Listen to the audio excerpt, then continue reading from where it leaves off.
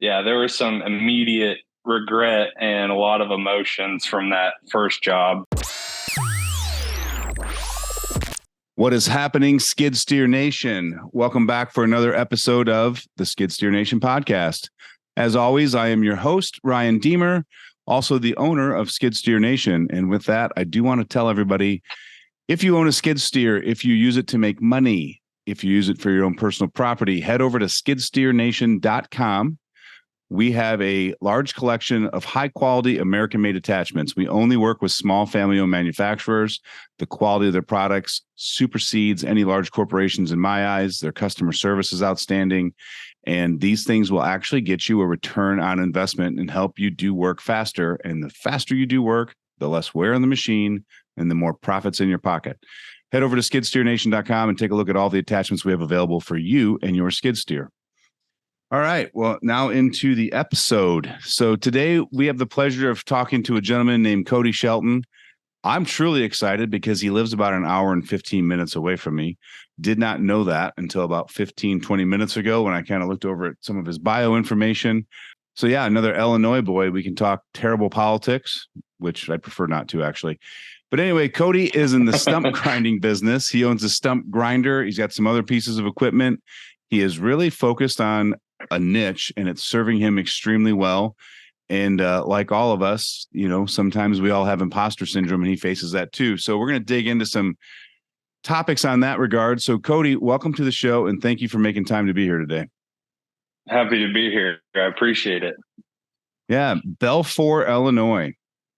Bellflower. I knew that. I'm sorry. Sir. But it's about the size of a baseball diamond though, isn't it? Just a little bit bigger, yeah. Just a little bit bigger. Now, but you are sandwiched between two really nice sized towns. So you've got Champaign, Illinois, which is where the University of Illinois is for reference. And then also Bloomington, Illinois, which is where Illinois State University is and the home of State Farm Insurance. So I'm assuming a lot of your work is 30, 35 minutes away from home. Yes. Yeah. Well, that's perfect, though, to be kind of sandwiched in between them. So you're not you've got two different markets you can really dive into. Yeah, it's worked out well so far. Definitely to my advantage. It's great, honestly. Yeah. And then not to mention all the little towns in between. That's played a big role in that too. And those little under towns, I mean, I don't know about if you've discovered this or not, but I just find those little towns to be extremely underserved. And if you're good people and like fair, like they don't expect things done for $1, but they can be a great customer base. Absolutely. Yeah. Well, that's fantastic, man. So your business name is Shelton Stump Removal. You just got kicked off a couple of years ago, 2021, started part-time? Yep. And, still going part-time. Are you? Yep. Okay. What are we doing full-time? Well, what are we doing with the other part of your time? So I work for Evergreen FS full-time as an operator. So I run an ammonia tractor in the fall and then a sprayer in the spring. Oh, nice. And do you guys do that on your own, on their property, or do you do it for customers? No, farmers are our customers. Farmers. So you're spraying on other farmers' land? Yes, sir. Got it. Sir. Nice. So that's got to be great. Like you're out in the field all day, and in today's technology, I wouldn't mind being in a cab of a tractor all day. Well, my sprayer pretty much drives itself. It'll turn itself around on the ends and keep it straight going through the rows when the crop's up. It's pretty impressive. But yeah, it has air conditioned seats. So yeah, it's hard to get me out of that cab sometimes. I could only imagine. Makes life real easy when it's that convenient for you. It does. What happened in your life, or what was the catalyst that actually got you to say, I'm going to start Shelton Stump Grinding? Well, honestly, I've always been kind of wired that way, where I don't mind working for people at all, but I've always wanted something with my name on it. And I've always had part-time jobs on top of full-time jobs. I just wanted more. I know quite a few people that started business from when I was younger and just watching their businesses grow. And I've always wanted that. So I had a couple, I don't know if I'd necessarily call them businesses. I'd say adventures more than anything growing up. I showed cattle from when I was 8 years old to I think about 21. And I think that's what drove a lot of it was I always wanted a cattle farm. After I had some family issues, we got out of cattle but I still wanted more. I still wanted to do something. I didn't just want the normal 9 to 5 job. And so I tried some things on my own. Didn't really work out. Didn't really have the passion for them. And then I started Shelton Stump Removal. Honestly, I bought a house in Bellflower, and there were some stumps out front. And then my neighbor had some stumps. And then a guy down the road had some stumps. So I rented a grinder, got started, just spent a weekend grinding stumps, and honestly didn't even think about it. That was in the summertime, and then winter rolled around, and I'm a big YouTube guy. Like I love YouTube. I learned everything I do off of YouTube. And in the wintertime at my full-time job, we're pretty slow. So I usually just hunt and watch YouTube. That's pretty much it.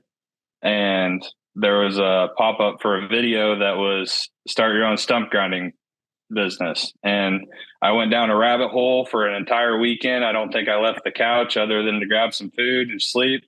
And I went down that rabbit hole all weekend long. And by the end of it, I told my girlfriend, I was like, I'm buying a stump grinder. And the look she gave me, she's like, okay. And we had a big conversation about it. And the next weekend, I drove out to Iowa and picked up a stump grinder and knew nothing about stump grinding other than the few hours that I'd ran a rental, knew nothing about running a business, and just knew that I wanted more. And I've never been afraid to try things. And went out to Iowa and bought a grinder and came home. And I think that was in February. And I did my first job in March, which was a nightmare on its own. They always are. It was, there was some immediate regret and a lot of emotions from that first job. But yeah, we can get more into that if you want to. So you mentioned like you tried some other adventures, but you just weren't passionate about them. What was it about watching those YouTube videos and the few hours you had on a rental machine that made you feel that you had enough passion for stump grinding? I love running equipment. I mean, I've ever since I was a kid growing up on a farm running tractors, just always had a thing for equipment. And I've always liked the forestry industry. I'm not a fan of heights, so I'm not going to run a tree business, not going to be my thing. But I love, skid steers, excavators, anything really, tractors. I love running equipment and seeing that, and it was a niche. Niche. Sorry.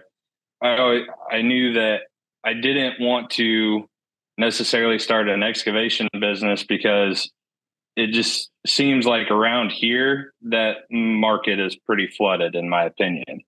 But I wanted to do something along those lines.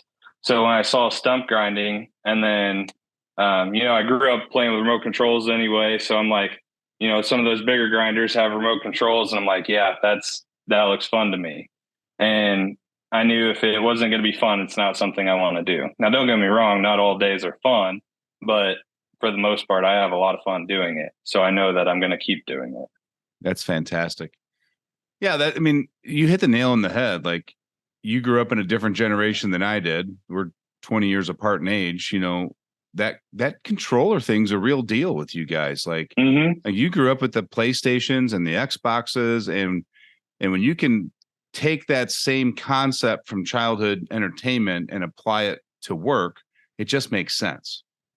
Yeah.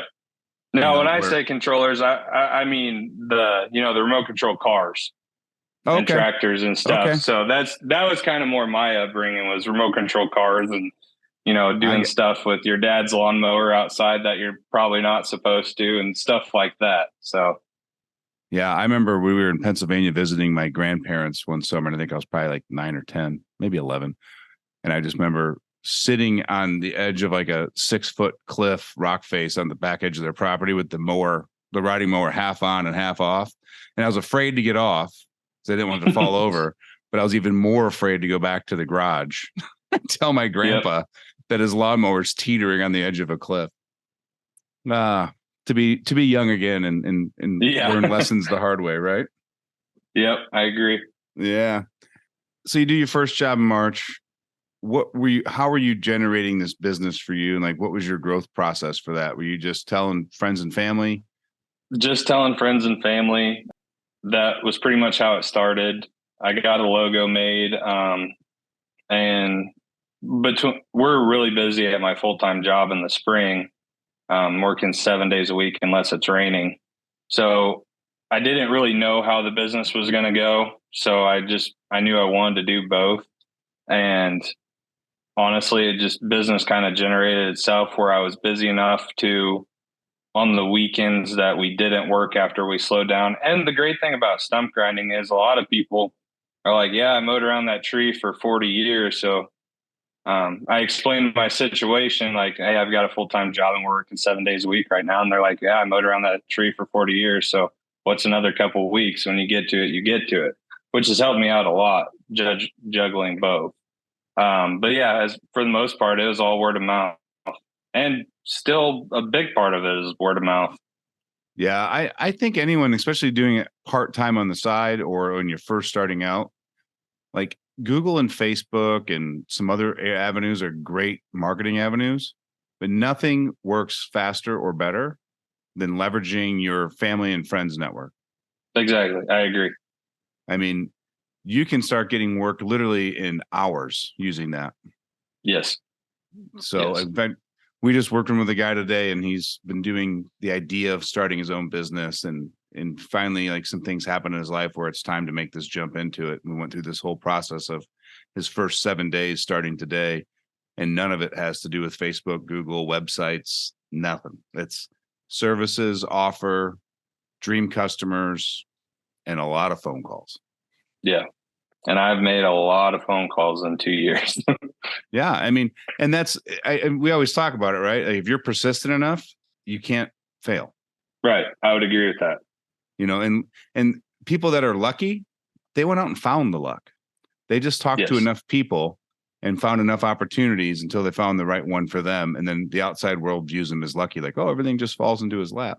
Yeah. Yeah. It's the old tip of the iceberg story. Like they see 8 feet when there's 80 feet below it of all the work that you're doing and the phone calls you're making and the connections you're connecting with. There's a lot of stuff that goes on behind scenes that people have no idea about. Absolutely. And, I would assume that 95% of our listeners are shaking their head yes right now because they all own some sort of an excavation company going, yeah, if I had known this. Yeah. Because I think a lot of guys are just like you, where they love running the equipment and, they either come from a farming background or an excavation background or something in their past that drives them to the equipment and they want to go do the work. Mm-hmm. They don't, and then they learn they have to run a business. And that's like, did you have a moment like when you started realizing that you were running an actual business, like, oh man, this is way different than I thought it was going to be? I have those moments all the time. It's not necessarily one big moment. It's just like a bunch of little things throughout the time period of, well, I never even thought of that. I never even thought of that. Just all this little stuff that phrase hits me all the time. Yeah. But I think that's good because I'm continuing to learn and I love doing what I do. So those moments, while some of them aren't the best and I could have done things a lot easier and learned things a lot easier, it's still, I guess, more rewarding to learn it the hard way. Well, it is. And like I always grew up with my father was always like, you don't learn from your successes. Like, I'm not doing it for you. Figure it out. Because the more you fail, the better grasp you have on how to do it. Yeah, absolutely. I remember, and not even talking about work, but like fishing. I remember I wanted to start using a bait caster, and like back when the 90s, they were starting to have like these really cool fishing bait casters with the brakes on the side and the nice levers and the push button.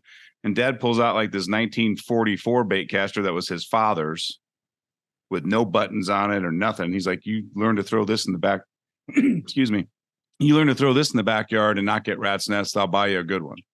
And I'm like, well, I don't want the old one, but like, I don't know how many hours we spent out there practicing with a sinker and fixing rat's nests out of the reel. But, like that's how you learn is to go out and make the rat's nest in the reel. No, absolutely. What doesn't work. Well, I think that was part of the excitement, was wanting to find all that, like just experience it all. I never really, I have guys that I can call and ask questions. But I never really had a mentor. So I think that the idea of the journey was the exciting part for me, not just the going and grinding stumps. It was the whole package of running the business that I wanted to learn how to do all that.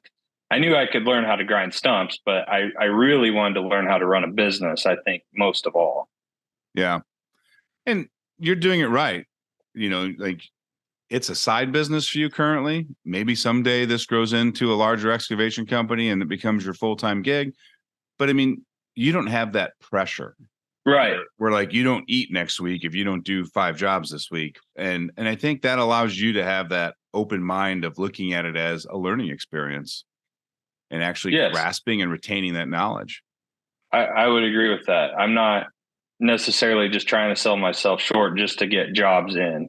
I can evaluate things a little bit more, and maybe it might be a little higher price, but I want to do it to make money, not necessarily just to get the work.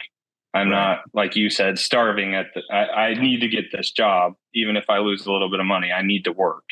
Yeah. So I would agree. It's definitely helped me out a lot. But I also think that the other end of that is those guys that put themselves in that situation, they bite off more than they can chew, and they chew like hell, and they succeed.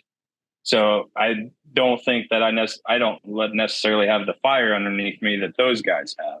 No, you don't. So there's two sides to it, and neither one right or wrong. No, and you're going to reach a point where you have a decision to make if this is just going to stay like a weekend part-time business that just as a supplement to your normal income, or if it's time to dive in and go full steam ahead with it. The benefit that you're creating for yourself currently, from my viewpoint, is that there's a lot of little lessons about running a business that you're going to learn and get out of the way, while it's not feast or famine. I agree. So you're going to be a better business owner when that day does come, versus just quitting your job and starting this full time from day one. Which, trust me, I've had those moments that I definitely want to do that, but I know that it's not in my best interest.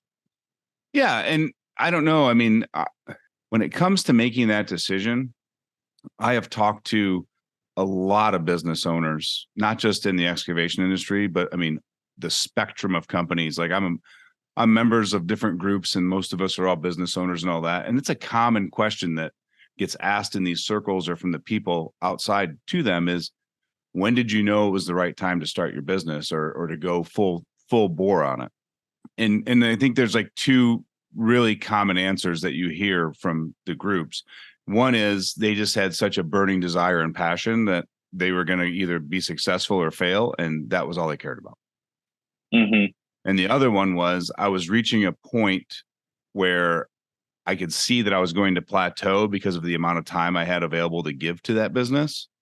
And even though it wasn't generating the amount of money I wanted it to be comfortable quitting my other job, I was at a tipping point that if I didn't quit my other job, I would never get that business to that point. Right. And I guess that's obviously the route that I'm looking for. Yep. And waiting for that moment in time. Yeah. And just like from my conversations with most of those people, it's just an arbitrary number, but I would guess 60% is when you start really feeling that. When you're operating at 60% of where you want it to be for you to feel comfortable leaving, is when your mind starts going, can I get to 100 with the amount of time I allow to this business? Is that even feasible? Or do I need to make the plunge now? That makes sense. I could see that. Yeah. And then like we always talk about on a lot of episodes, like you're going to have a day that you either make the decision that stays part-time or you burn the boats, Yep. Cortez dropped those troops off. He dropped those troops off and lit all the boats on fire. And they're like, what are you doing? He's just like, you're either going to win the war or you're going to die here, but we're not going home. Right.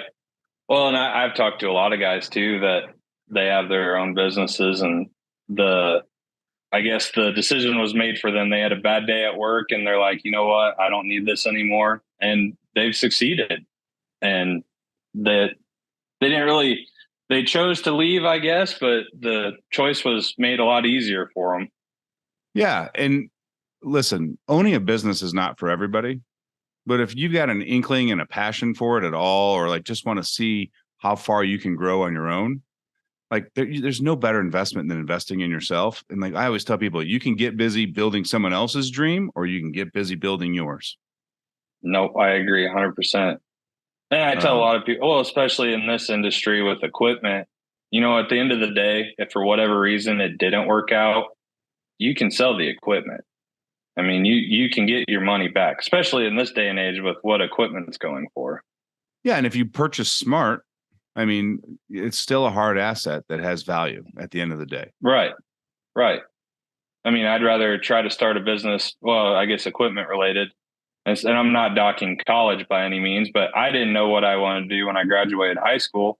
I could have just blindly went to college and then, you know, changed my career path, and that college degree is useless. You can't get that money back. No, and I personally have two different viewpoints on college. One, I think the education is kind of pointless. I truly, from my time going to college, and I'll be honest, I didn't graduate. I had way too much fun in college. I did stay there for 7 years, going to school on and off and managing bars, but I didn't graduate. But the one thing that college did for me is it was the first time in my life that I was forced to interact with people that weren't like me from my hometown. Yeah.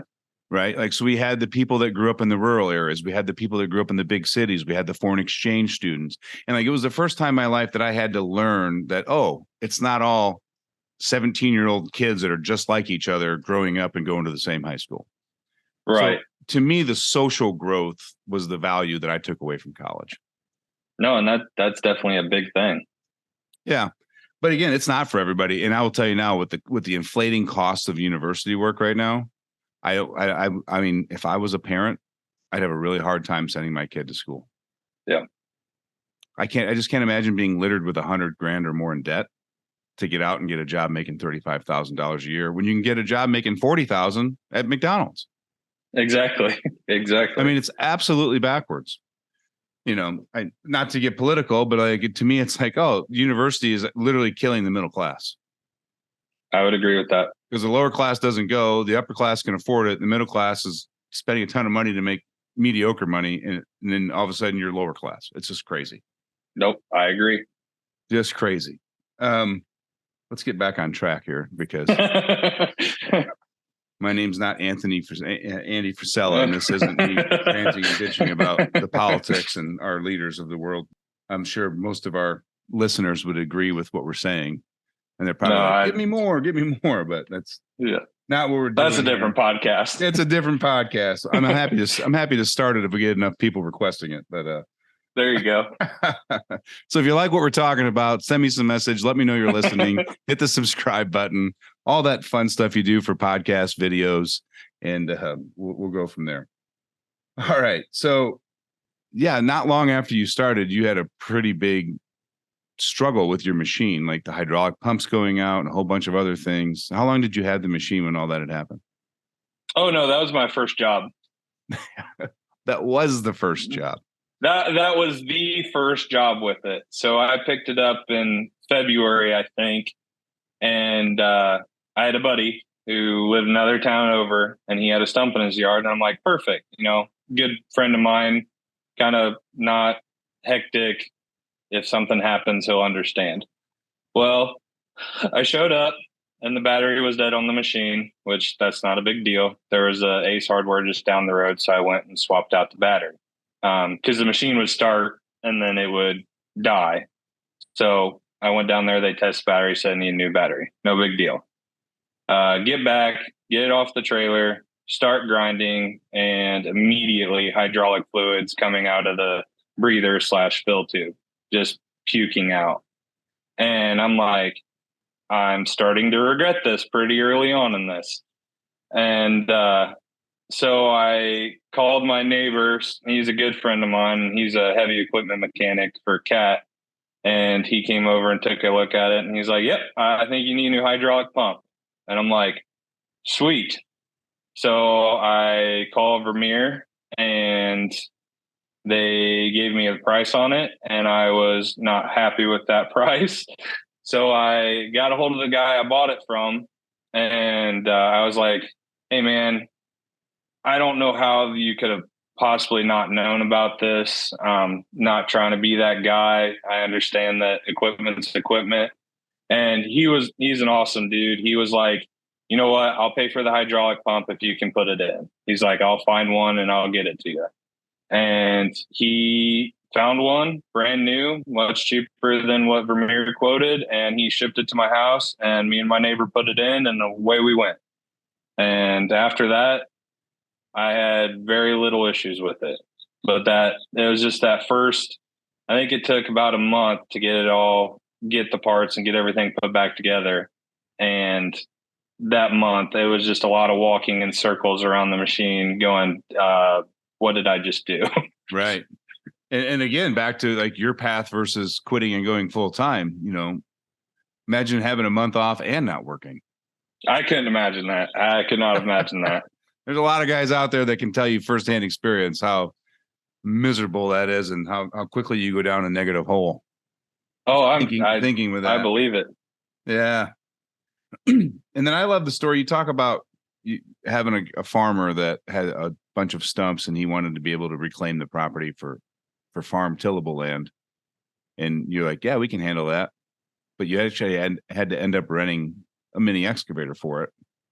And like many guys out there in the field, you quickly learn that what you think you need for the job versus what you really need for the job is not the same thing. Yeah. Yeah. Well, there were, I guess, two factors that went into that is what it cost to rent a big one and what it cost to rent a smaller one. But then on the other side of that was I am going to learn a lot more because I have to get this done. I'm spending money to rent a machine. I have to get these stumps out. So I went ahead and went with the smaller one because I got a lot more time in that seat and I learned a lot more. I was a lot more capable of running that machine by the time I got done with it because there was a lot more finesse to it than if I got a bigger machine and just, I could have had them popped out a lot faster. But in my eyes, I wouldn't have learned nearly as much. And it was a struggle. So you specifically chose the smaller machine on purpose just to learn more on that particular job? No, that was a big factor of it. I mean, Obviously money was a big factor too, because it was half the price of a bigger one. And the one I rented was 24 hours. You got 24 hours you can do with it. The big one was 8 hours. So I was like, yeah, I could probably get it done in 8 hours, but I don't know for sure. So where, the small one, I know I can get it done in 24 hours.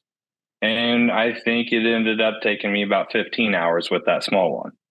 But I don't regret it at all. I enjoyed that job a lot because I had zero mini excavator experience whatsoever. I had none. Okay. I think I had sat in one and maybe drove one across the lot, but I've never actually dug anything with one before that. Yeah. Are you starting now that you're getting in the market for a couple of years and people are getting acclimated to your name in your area? Are you starting to get calls for things outside of stump grinding at all? Or does your brand people just specifically call you for stumps? I get phone calls for a little bit of everything. I mean, even off the wall stuff, but I typically, just advertise for stump grinding. I've got a little 1025R tractor, John Deere tractor that I do driveway repairs. And then I've got a box plate on that. And then I've got a 1-ton dump truck. So between the two of those, I can do quite a few stuff, which is nice because I can fill in after I grind stumps. I can haul the mulch off and then fill the holes back in. Yeah. I'll tell you what, those tractors to me are overlooked by a lot of business owners in my eyes. You see a lot of young guys that are just starting out because of the investment aspect of like a mini X or a skid steer starting with a tractor. And then as soon as they can, they upgrade and get the bigger equipment and move forward. But if you look around at like the guys that are 60 years old that have been in business for 30 or 40 years, they all own a utility tractor because they're just so versatile. It's a man. Swiss Like, Army knife. it really is. It fits places the other machines don't fit. Like you can put an inexperienced operator on it. Like you really can't mess up a driveway if you've got like a grater attachment, maybe a blade, but like if you had like a box blade style attachment, you don't need to be a 30-year vet to go do a nice looking driveway with a tractor. Right. Right. I mean, I wanted, I would have loved to have a mini skid, but the price difference on them, and the tractor's half the weight of the mini skid, and it was dang near half the price. So that's just where we went, and I've found attachments on Marketplace for it, and I love that thing. And I don't know that I'll ever get rid of it, even if I do upgrade to something else. Yeah, I mean, I don't see why you would. Like they're just so versatile, especially if you obviously your shop, I'm going to assume, is on your own personal property. Yes. Yeah, so just to be able to use the tractor around the home in addition to work, like it just makes sense to keep it. Yeah. No, I agree. Yeah. So you are talking about when to make the plunge and go full time. Like, where are you at on a level of 1 to 10, as far as 10 saying I'm all in, going quitting my job tomorrow, and a 1 saying I'm never quitting? It all depends on the day. Spoken like a true business owner. Yeah, there's some days where I'm like, nope, I'm done. You know what? It's the weekend. I'm going to go grind all weekend and not come back on Monday. And then other days, the phone doesn't ring for a couple weeks, and it's like, well, I'm still getting a paycheck, so I'm all right. And I love my job. I love what I do. Every day is different. I get to run equipment that I enjoy running, and we work a lot of hours in the spring and the fall, which gets hectic. But all in all, I love what I do. So that's going to be I think that's a big decision too, or a big factor. If I didn't like my job, I think it'd be a lot easier for me to say, yeah, I'm going all in. Yeah. But I do enjoy my job, and they have good benefits, and I work with a lot of good people that have taught me a lot along the way, and it's a good job. Yeah. So do you have like a 3 or 5 year vision for Shelton Stump Grinding? I'm hoping 3 years I'm full time. So I've been at FS. I've been at FS 8 years. I want to make it to 10 years there for benefit reasons. And after that, I would like to go full time because I'll be 30 years old. I'd been doing this part time 4 years at that point, 4 or 5 years. So that's when I'm like, I want to make that plunge and see what happens, sink or swim. Yep. I think that's great. I think, yeah, just make sure you have some benchmarks for the next 3 years so that you, like, when the time comes, you're making the right decision. Yes. Yep. And again, like, you have to, from my perspective, you have to create a sense of urgency with some lofty goals, because you don't have that need because of working at FS. Exactly. So I agree. To me, like, having those goals and benchmarks is, they're important for every business owner, knowing your numbers and staying on track in that data and hitting those benchmarks and then adapting your plan along the way. But I think for the guy that does it part-time with a goal of going full-time in the future, it's probably, it's as probably a little bit more important to me, because you don't have the drive day one, because it's a luxury. Right. And if you don't create that drive, like, you could be doing this part-time work 7 years from now, like just a blink of an eye happens and you're like, oh, I never went full time. Right. And that's what I do not want to do that. My dad works in this industry, actually same company, and he actually retires next month. And he's been here 35 years, I believe. And I grew up, he wasn't at football games. He wasn't at baseball games because they were in the field. And I don't want that. I want to be around for my kids, and not saying he wasn't, because he was, around plenty, but I want to be there for the baseball games and the softball games, whatever, and football games. And I want to be around a little bit more. And with this job in this industry, it's hard, especially with lack of people. I mean that I can't tell you how many job positions we have open in the company right now. Yeah. So, the less and less people we have, the same amount of work has to get done regardless. Right.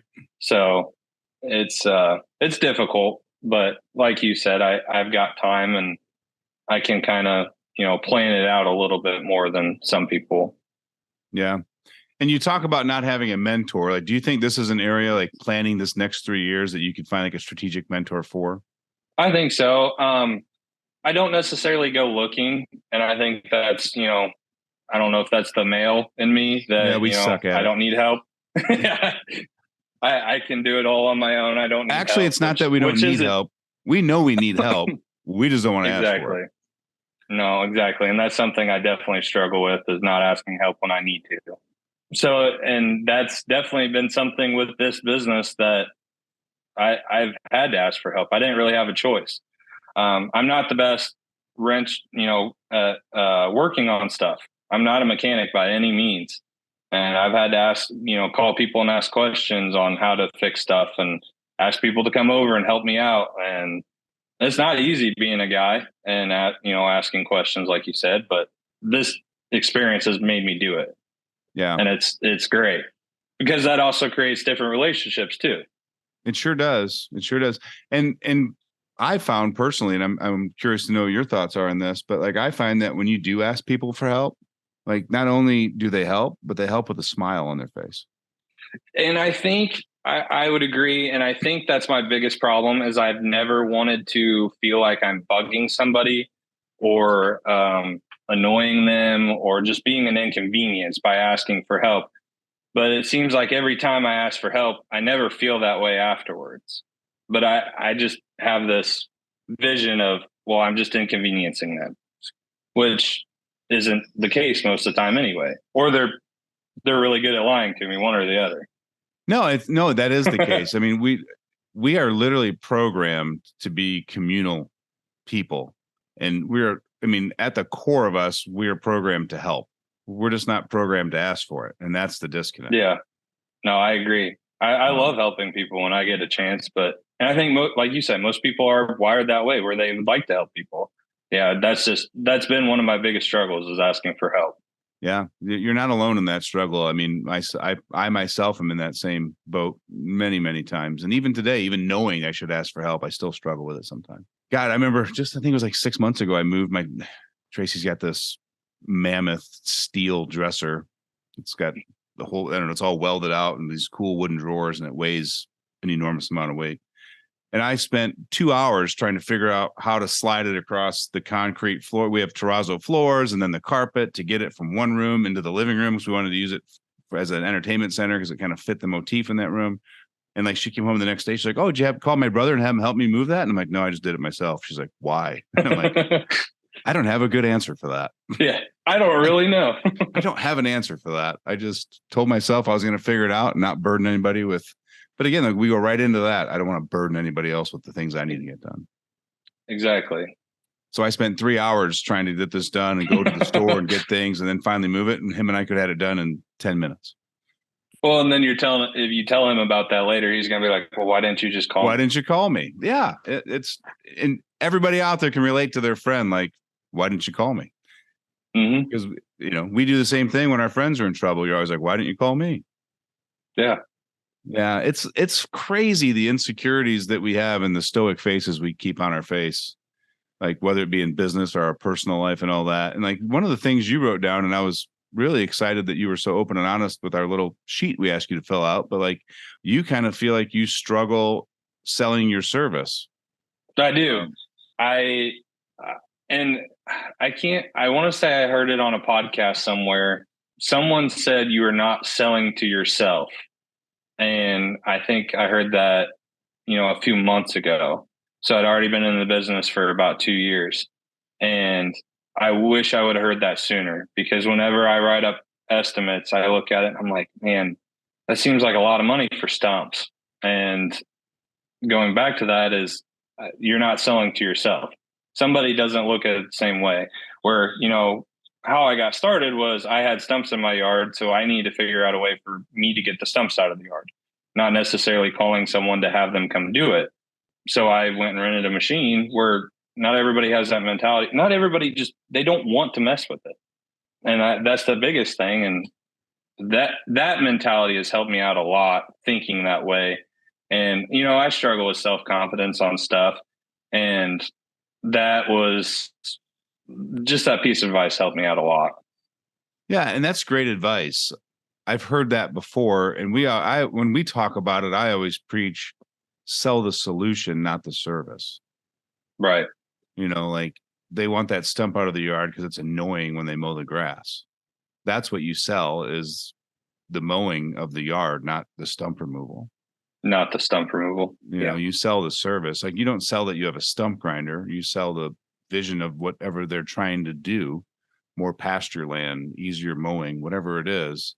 That's what you're selling. You're selling convenience and a minimal amount of friction in their life. Exactly. But yeah, it's hard to sometimes make those estimates and look at it and go, there's no way they're ever going to pay that. Yeah. And because then some people are like, oh, that's it. Yeah. Well, that's my thing. It's like, oh, I wouldn't pay that. Yeah. Because I would just do it myself. Exactly. No, that's and it is. I think, and I would guarantee you, everyone listening to this podcast has had some bid or an estimate that they've looked at with just shock and felt terrible for turning it in because the price tag or time frame, something they're like, God, this is a waste of my time. I shouldn't even be doing this. And the customer's like, oh, this is perfect. Thanks. When can you get started?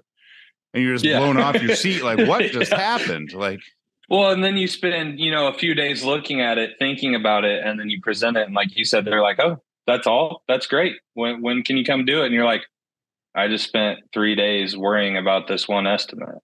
Yeah. Now, don't get me wrong. There still are the other side of that too, where, people get the sticker shock and they're like, yeah, but that's with everything though. Yeah. And you have actually a really cool story about sticker shock with a guy. Yeah. Yeah. Tell me about the old farmer. So I had a guy, they called me, him and his wife, they were an older couple, lived down the road, not too far. They said they had a few stumps, and I got out there to do the estimate, and they had a lot more than a few stumps. It was going to take me about half a day, and I think it ended up taking a little bit more than half a day.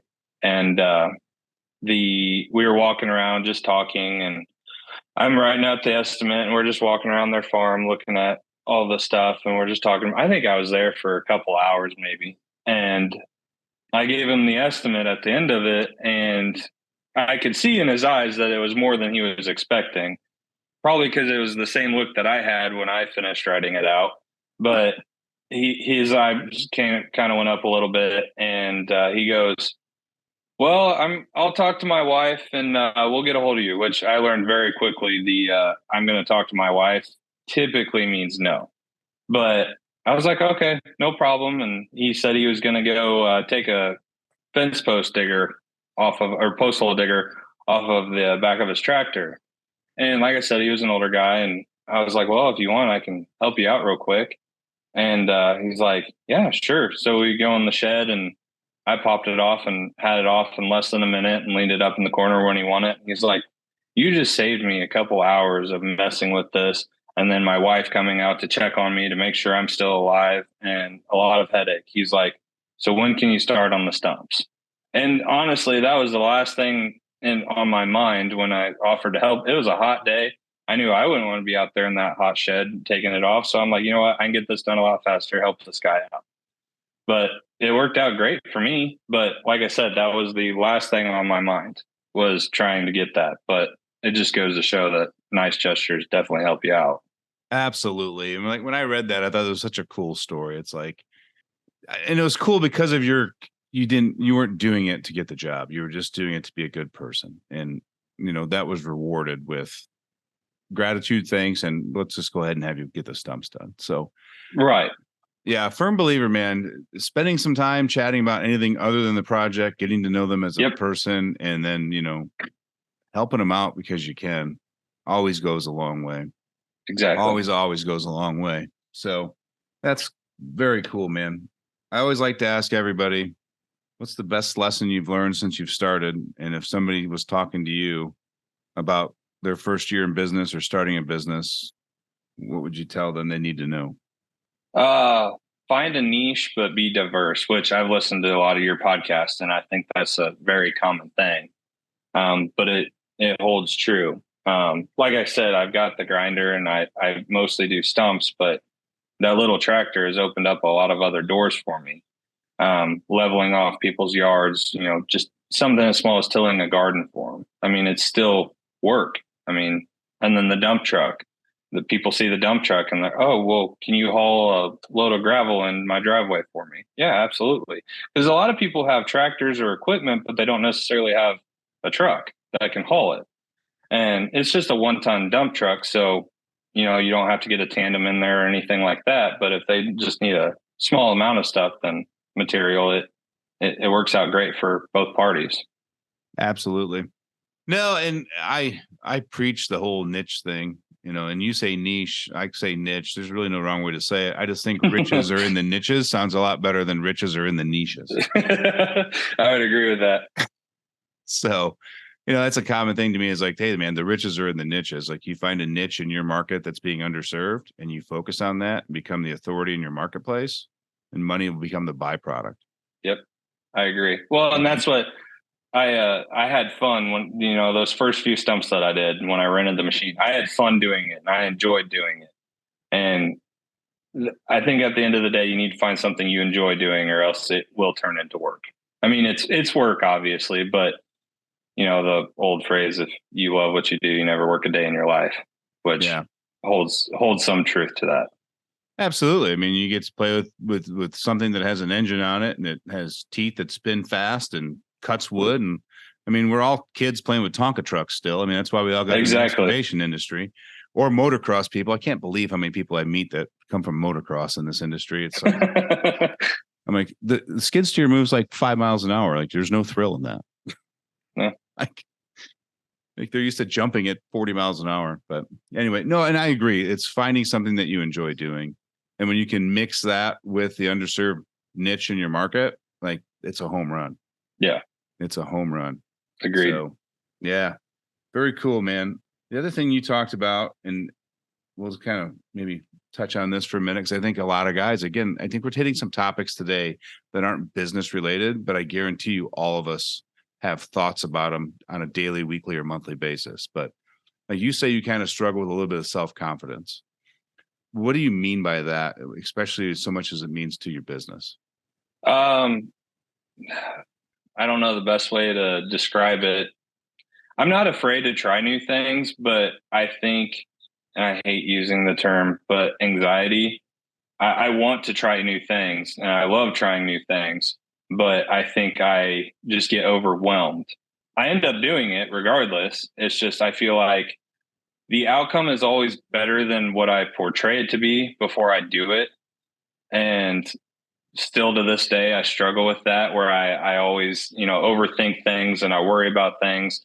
And then after it's done, it's always, well, that wasn't that bad, but it's still the thought process beforehand that always seems to, you know, sleepless nights, just worrying about certain jobs or trying things. And I think that's more or less what I mean by self-confidence is I struggle with trying new things. I'm not afraid to try new things, but just the overall worrying about it takes over, you know, most of my time, just worrying about things constantly. So I read somewhere, and I don't remember how many years ago, and the percentage might be off 1% or 2, but it was either 97 or 98%. But they said that 98% of the thoughts that you have on a daily basis never come true. No, I agree. And I heard a thing the other day that said expectations create frustrations, and that's 100% true. Yeah, and you want to get personal. I used to get extremely frustrated with my brother all the time. He's older than me and all that. But like, I always had these expectations of what I wanted him to be as a person or as a brother or like things like we even worked together and owned some businesses together. And it was just like, it slowly turned into like almost hatred or like, oh, the phone ring and my eyes would roll. And we've talked about it. So it's nothing new. Like, I mean, after we closed our business, like we really didn't talk for like 6 months. We're like, see you later. But when I learned about that whole expectation thing, it's not that they're not meeting their level of success or their level of daily things. They're not meeting the expectations that we mentally placed on them, that they're not even aware that they have on them. Right. Which are most of the time unrealistic. 1,000%. In fact, if you held yourself to the same expectations you held others, you would fail. Yes. Right. I would agree with that. I read a book or something years ago that talked about that. And I removed all expectations and I started to just try to be appreciative of what he did or didn't do. And it was a night and day difference. And in fact, we kind of take this theory. My buddy was having trouble at home with his wife. He's like, man, I get home from work and like the dishes aren't done and this isn't done. It just drives me nuts. I hate going home. And I was like, go home and see what she has done and like be thankful. And like 3 days later, he's like, holy shit, I didn't realize all the things I was overlooking because I was so fixated on finding the one thing she didn't do. And and I definitely struggle with that. I've got friends that they love, working for someone, and it's hard to talk to them, and I feel like I annoy them, talking about the business and stuff. But in my mind, I'm like, well, why don't you guys try something? And they're not wired that way. Yeah. And it's fine. That's great. And it's just, I feel like I, put the thought out there a lot more than I probably should, and realize that people are happy with doing what they're doing and not everybody needs to run a business. Yeah. I mean, I think we're just wired a little different. I mean, Saturday night, we went to a friend's house for dinner and he was friends with somebody from Japan when they were in college. So she was cooking this Japanese dinner for us and invited us over there. And then she gave a gift to his daughter, and it was like it looked like a flower, and it was two pieces of, they call it starch, so it might be like a bread or like I don't know what it was, but it looked like, but it was a flour, and then it had the soup that you put into the water. And I was like, this is the coolest thing ever. And my buddy just looked at me and he could see it in my eyeballs. He's like, you're building a business around this right now, aren't you? I'm like, I think we could do $1 million in the first 3 months. And he was just like, you're just wired that way. Like everything you look at, you're looking at, this is great. Like the rest of the world needs this. We could deliver it. And like, not just appreciating it for yourself, but like, I'm just wired that way. No, I agree. And I'm very similar in that aspect. Yeah. In fact, the biggest struggle I have on this topic is not actually taking action on those thoughts, because there was a time years ago where I was dabbling in 4 businesses. And guess what? They all failed because none of them got the attention they deserved. And my focus was divided. So I had to learn to, like, it's okay to keep that creativity and all that. It's just not okay to take action on it. Right. Right. No, and I agree with that.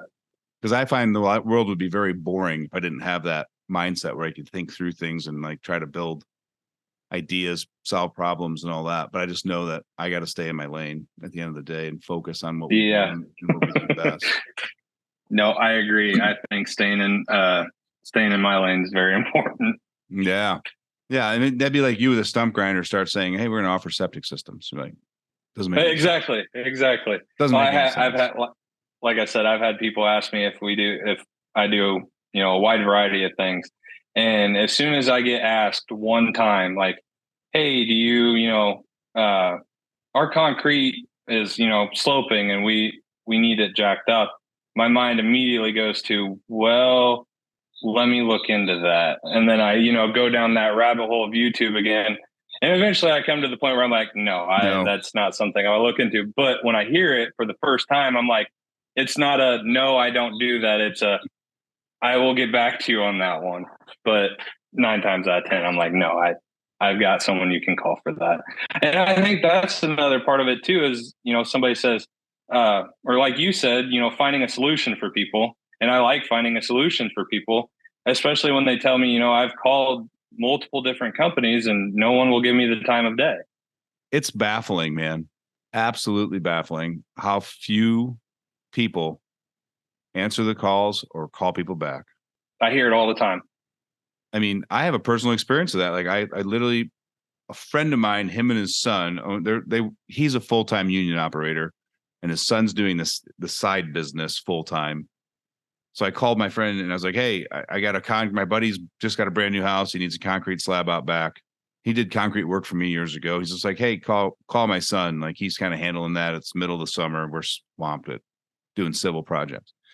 Called the son. He answered it. He's like, yeah, I'll take a look at it. I said, well, here's the guy's number. Call him. He's waiting for your call. I've got it dialed up. As long as you're reasonable, it's yours. He never called the guy. Yeah. And you just laid it in his lap. I mean, it was literally laying in his lap, $3,000 job. He did zero work to get it. Yep. Yeah. You hear stories like that every day. Mm-hmm. Like how many customers have you talked to that says that you were their second or third call, but the first one to actually get back to them? New multiple. I mean, I just did one today where the lady said she called around and she said it felt like it was too small of a job for some guys, that they just didn't even want to mess with it. And I don't understand that. I understand if you have large equipment and access is bad or something along those lines, but this was a few bush dumps out in her, front yard. Quick little moneymaker. And guys just didn't want to mess with it. I've got different thoughts on that. And I get some guys have an overhead level that's so high that they, it's not, they actually lose money going to do some of those jobs like that. But this type of work doesn't require that equipment, one. And then two, I just think if you help enough people, they'll help you get what you want. Right. Well, and if you're transparent about that too, people understand. Like, hey, I can't, if you explain that, it's going to be higher because I have this, minimum that I have to get to make money, or I can get you in contact with someone else. But just not responding to these people is not the correct way to go about it, in my opinion. Right. But I mean, you could just say, you know what? I have nothing else going on today. I throw the stump grinder on the trailer, go over there and hit it for $150. Like, I wouldn't normally do that, but I got nothing else going on today. She could tell her son, her neighbor, whoever about how great you were. And like, you were the only one that came out and actually talked to her and did the work and gave her a fair price. They could call you up and they could have 50 acres. Exactly. You just never know. And I think that's the part that we as business owners, we get so fixated on our needs that we forget that if we give people what they need, we'll end up getting our needs met just advertently through that. No, and I agree with that. I've definitely undersold myself on some projects just because, I wanted to help out, and it always works out well in the end. It might not for that one project, but it seems like, within a couple of days, I get a phone call that's a knockout job. It's an awesome job. Well, like you got a snowplow too for your truck, right? So you're going to do some snow removal in the winter. I got that last year, and it was about fitting that we didn't get any snow over here. Yeah, we didn't get I did not use my snowblower once last year. We had like a 3-inch snow, and I looked at the weather, and I'm like, it'll be gone in 18 hours. I'm not even going to mess with it. I mean, it was crazy. We were supposed to get Illinois. We were supposed to get that big storm right around Christmas, and we didn't get anything. Nothing at all. I think I dropped the plow once, and that was for a church because I didn't want the parking lot freezing over, because in Illinois it thaws and freezes, and that was the last thing I wanted. So that was the only thing that I did last year. Yeah. I would just say, like, you being the type of person you are, like when you're out doing snowplow routes, like without even advertising it, bragging about none of that, just go hit some elderly folks in your community and clean them out for them. Like, don't even tell them who's doing it. Like, just, it's the right thing to do. You're already out there. And again, by doing things like that, you'll be shocked at what happens in return to you in the next year coming. I agree. Because people will find out who did it. Yeah. But like those little acts of kindness, like, I feel like they're far and few between these days is what they were 30, 40 years ago. Well, that, and I feel that a lot of people, if they see that you do something nice for someone else, they expect it to be done for them too. And I think there's a lot of that in the world nowadays. I call that entitlement. Well, I agree. Our media and government have made it worse. I agree. We're going to that other podcast again. Heading over, yeah. Tune in next week I'm kidding. I'm kidding. So, oh man, Cody, well, I really appreciate you taking time out of your day today and squeezing this in after that job you did, and sharing your story, and like being open and honest about some of the struggles that we as men face in personal life and in business. I really enjoyed today's conversation. I did too, and I appreciate it. Yeah. Well, best of luck to you. And if there's anything that we can do for you, please reach out and let us know. Absolutely. I appreciate that. Yeah. And if you ever got any stumps you need taken care of, you just let me know. I will. It's an hour drive. If you're up for that, I'll buy dinner. I'll drive wherever. Perfect. All right, guys. Thanks so much for listening to this week's episode of the Skid Steer Nation podcast. If you are newer in business or even older in business and looking for ways to grow and hit the numbers that you want to hit, but you kind of feel like you don't know how to do it alone and you're looking for some guidance and some help, head over to groundbreakinggrowth.com. Groundbreakinggrowth.com. It is our coaching and consulting company. So it's associated with Skid Steer Nation. We only work with excavation companies. And we start from the ground floor to build you the strong cornerstone of your business and work all the way through it, from business structuring, helping you setting up your chart of accounts, your marketing, working on sales processes and services, how to hire your first employee and those after that, the culture that you need, and everything in between. Groundbreakinggrowth.com. Book a call and you'll only speak with me directly. So head over there. And until next week, guys, stay in the skid steers, the air conditioner's on, and make that dollar.